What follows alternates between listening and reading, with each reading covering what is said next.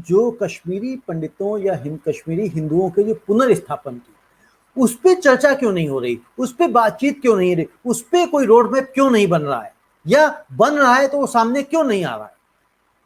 रविंद्र जी, जहां तक मैं पूरे कश्मीर के मुद्दे को समझ पाया हूं, मेरे नजर में कोई भी राजनीतिक पार्टी ये जो हिंदुओं के पुनर्स्थापना का जो मुद्दा है, इसको लेके गंभीर नहीं। हर पार्टी सिर्फ हिंदुओं के पुनर्स्थापन को लेकर अपनी राजनीतिक रोटियां सेंक रही, और बीजेपी भी वही कर रही।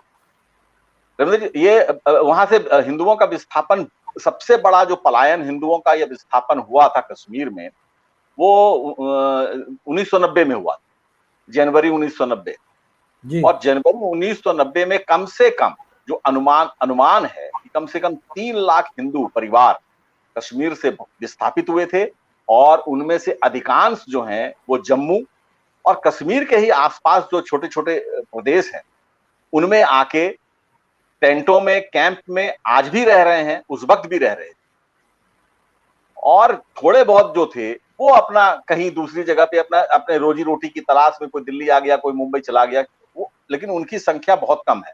आज भी बड़ी संख्या में विस्थापित हिंदू वहीं कैंप में रह रहे हैं, जम्मू में। आप सोचिए कि इस बात को कितने साल हो गए, 30 साल हो गए। लेकिन 30 सालों में किसी भी राजनीतिक दल ने ना तो हिंदुओं के विस्थापन को लेकर कोई जांच आयोग गठित किया, न ही इसकी जांच के लिए कोई एसआईटी गठित की, न ही इसकी जांच के लिए कोई गंभीर प्रयास किया। इससे आप समझ सकते हैं कि इस मुद्दे को लेकर राजनीतिक पार्टियां कितनी गंभीर है। एक दूसरा, ये जो आपका धारा 370 हटा दी, बहुत अच्छी बात है, स्वागत है उसका, कोई उसमें दो मत नहीं। लेकिन क्या हिंदू परिवार जो वहां से विस्थापित हो चुका है, जो शरणार्थी बन के रह रहा है, देखिए वो शरणार्थी बन के रह रहा है, प्रवासी बन के नहीं रह रहा रविंद्र। प्रवासी तो हम भी हैं, आप भी हैं, मैं बिहार से आया हूं, मैं भी प्रवासी हूं, और लेकिन वो शरणार्थी हैं। तो शरणार्थी बनकर आज भी डिटेंशन कैंपों में रह रहे हैं जम्मू।